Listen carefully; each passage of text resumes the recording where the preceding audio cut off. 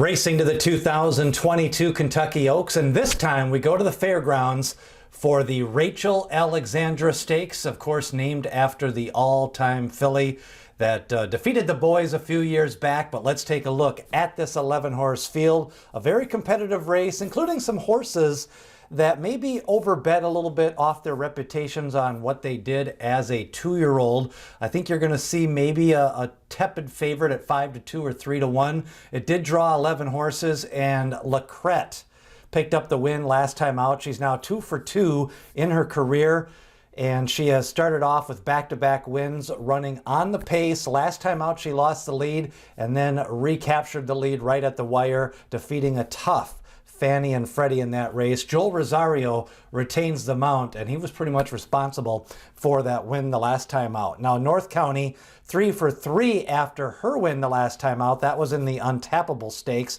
So we have the winners of the first 2 prep races in that series, the Silver Bullet Day and the Untappable, both in this race. Meanwhile, Miss Maddie B comes in from Santa Anita and Del Mar. She has ran twice on the turf, a couple of times on the dirt, but her most recent race, she ran against the Under the Stars, who is one of the more impressive 3-year-old fillies. On Tuesdays, we've been taking a look at the Kentucky Oaks. You can watch that at the link above and learn more about Under the Stars on that video. Now, Dreamlith is another horse that had a good 2-year-old form, but has to kind of learn to regroup at 3 years old, and she's going to have to improve her speed figures. But she did end last year with a 93 speed figure. That was in the Goldenrod Stakes at 9-1, picked up the victory. Been training pretty solidly now for a little bit over a month for this race. Divine Huntress was a private purchase, goes to Graham Motion for Eclipse Thoroughbreds. Back-to-back wins, but one of those, a couple of those at Park. Sometimes the speed figures don't translate to other tracks. That's a tricky surface to get some accurate speed figures on, but a 92 in both of her last 2 races. Goddess of Fire ran against the undefeated Outfoxed in her last race. That was at Tampa Bay. She came from off the pace and kind of picked up the pieces. She should be motoring late in this field. Louis Saez rides.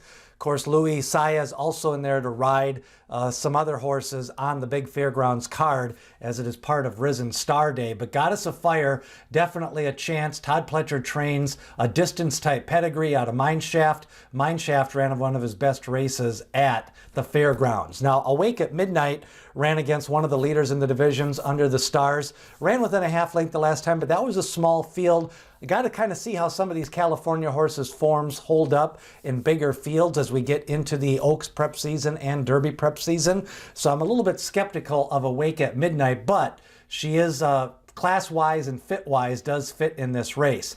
California Angel was kind of the talk of Keeneland after her big victory on the turf last fall. The bargain basement purchase, $5,000, has definitely earned her keep, $214,000 in earnings. I don't know, I still think of her as kind of a turf horse. Sometimes when they surprise like that on the turf, hard to transfer that form to the dirt. And the most likely co-favorite in the race, along with Lacrette, I do think it's going to be Hidden Connection and maybe Awake at Midnight. But Hidden Connection drew the post position 11. Solid speed figure in her first 2 races, was overmatched against Echo Zulu in the Breeders' Cup Juvenile. She faded to finish 4th in that race.